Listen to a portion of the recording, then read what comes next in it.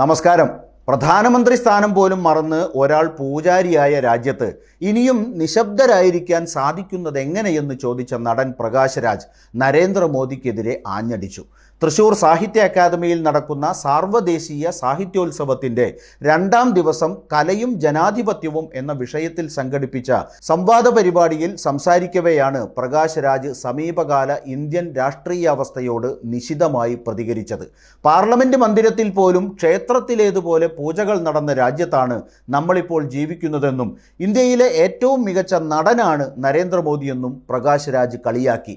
താനൊരു നടനെന്ന നിലയിൽ ഒരു ദിവസം ഒരു തവണയാണ് മേക്കപ്പ് ചെയ്യാറുള്ളതെങ്കിൽ നരേന്ദ്രമോദി 2-3 തവണ വേഷപ്പകർച്ച നടത്തുന്ന മഹാനടനാണെന്നും പ്രകാശ് രാജ് കൂട്ടിച്ചേർത്തു.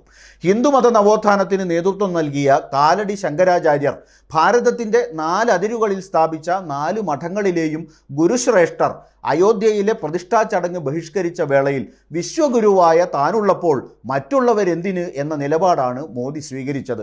ഏത് വേഷവും ഭംഗിയായി കെട്ടാനുള്ള അദ്ദേഹത്തിൻ്റെ കഴിവ് അപാരം തന്നെയെന്നും പ്രകാശ് രാജ് കളിയാക്കി.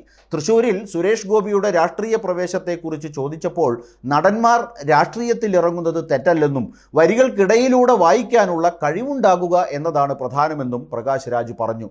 മണിപ്പൂരിന് വേണ്ടി സ്വതന്ത്രമായി പ്രതിഷേധിക്കാനോ പലസ്തീന് പിന്തുണ നൽകാനോ ഇന്ത്യൻ ഭരണാധികാരികൾക്ക് കഴിയുന്നില്ലെന്നും ആശങ്ക പങ്കുവച്ച പ്രകാശ് രാജ്, പള്ളികൾ കുഴിച്ചാൽ അമ്പലം കാണുമെങ്കിൽ അമ്പലങ്ങൾ കുഴിച്ചാൽ കണ്ടെത്തുക ബുദ്ധവിഹാരങ്ങളായിരിക്കും എന്ന് പറഞ്ഞത് ഇന്ത്യയുടെ ചരിത്രം മറക്കുന്നവർക്ക് നേരെയുള്ള ചാട്ടുളിയായി മാറി. ഈ കെട്ടകാലത്തെ അതിജീവിക്കാനുള്ള ഒരേയൊരു മാർഗം കലയാണ്.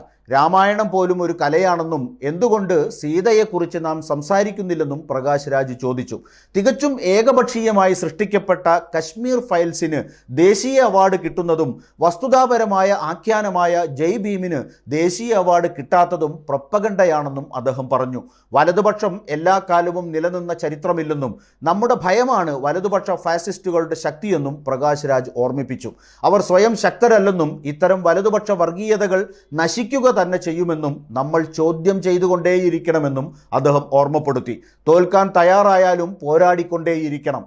പോരാട്ടം തുടരാതെ വേറെ വഴിയില്ലെന്നും പ്രകാശ് രാജ് ഓർമ്മപ്പെടുത്തി.